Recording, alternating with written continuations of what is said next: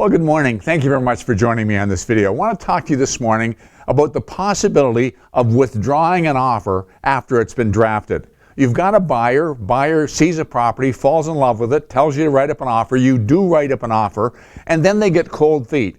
And they notify you and they say, I've been thinking it over and I don't want my offer to be presented. What do? Can you withdraw the offer? It depends on where you are in the process. If you are representing the buyer, and if you have a signed agreement of purchase and sale from the buyer, but it's still in your possession, you have an obligation to fulfill the lawful instructions of your client, which is their buyer. Your buyer says, rip up the offer, you rip up the offer. As simple as that.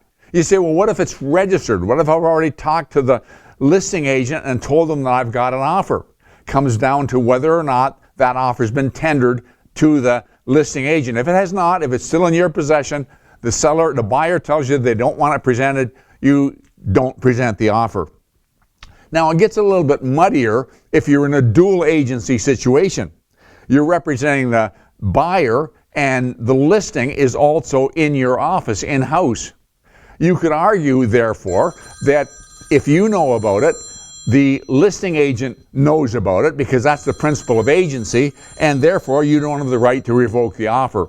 Well, I think that's a little bit of a gray area, and I want to remind you that number 5 under notices, now this is talking about notices, but it says under notices that where a brokerage represents both the seller and the buyer in multiple representation, the brokerage shall not be appointed or authorized to be agent for either the buyer or the seller for the purposes of giving or receiving notices. Now that's giving and receiving notices, not offers, but the intent is there to say that under normal circumstances, the principle of agency is everybody in the office knows everything about everybody else, and therefore if you receive an offer, the listing salesperson also has that offer. And I think they're trying to say not so when it comes to documentation. And I believe, and I think I'm going out a little bit on a limb, but I would take the position that even if it's in-house, if I haven't tendered the offer, my buyer says don't tender the offer, then I wouldn't do it.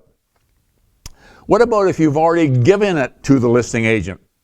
If you've given it to the listing agent, then you have to understand under number 1 in the agreement of purchase and sale, there's the irrevocable date. And it states that the offer cannot be revoked until such and such a time. What that means is that the buyer is committed to the offer once the seller has it in their possession or the agent for the seller has it in their possession. Now, that's the legal part of it. But there's also the practical part of it. And I think you need to understand that it may or may not make sense to present an offer that the buyer no longer wants to go through on.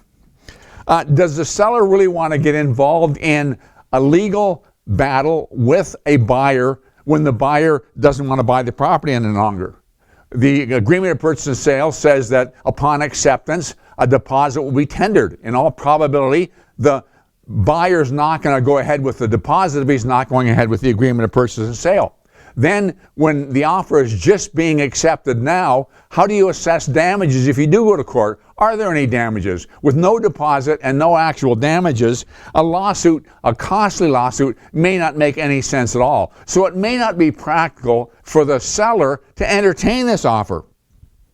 But on the other hand, what if there were multiple offers and this is far superior to any of the other offers? Or what if there isn't no other offers? This is the only one. The property is hard to sell. The seller finally gets an offer. The offer is acceptable. And then the buyer says, I don't want to go through with it any longer. Is it practical for the seller to go ahead and accept that agreement of purchase and sale? That's something they're going to have to weigh out and think about. But it brings up another question. And the question is, if you know that your buyer doesn't want to go ahead with it any longer, do you tell the agent for the seller that your buyer has changed their mind? Let's suppose the agreement of purchase and sale is conditional on a building inspection. Normally a building inspection says that the offer is conditional upon the buyer arranging a building inspection with a certified builder and receiving a report satisfactory to them at their sole and absolute discretion. Well, they're going to find something that they don't like. There's always deficiencies in every property that you get. So the furnace that says this half its life is used up, or the roof is 18 years old, and they go through the inspection report and they decide to walk away. But if you've told the seller that the buyer has changed their mind, they don't want the property any longer, and the seller now knows that, and you decide to walk away from the deal on the strength of the building inspector, the seller may well take the position in court that the buyer isn't acting in good faith. It really isn't the building inspection that they're using to get out of the deal. It's the fact they don't want the property any longer. So it becomes a question whether this is a conversation you have with the listing agent and therefore with the seller. And you may or may not want to, depending. As I said to you before, if I'm the seller and I know that this offer, the buyer's already changed their mind, I don't want to sign the agreement of purchase and sale and get into that possible battle down the road. But that's the seller's call, and you have to decide whether or not the seller gets involved in that knowledge. And so what you need to do, and this happens from time to time, it happened this week, that's why I'm talking about this, it happens from time to time. The first thing you need to do is sit down and have a heart-to-heart conversation with your buyer. You need to revisit why they wanted to buy the property to begin with and find out, are they having buyer's remorse? They're getting nervous, as some buyers do, just because it seems to be scary to sign a document. Maybe you can rekindle that desire to own the house. Maybe you can rekindle that process to start with.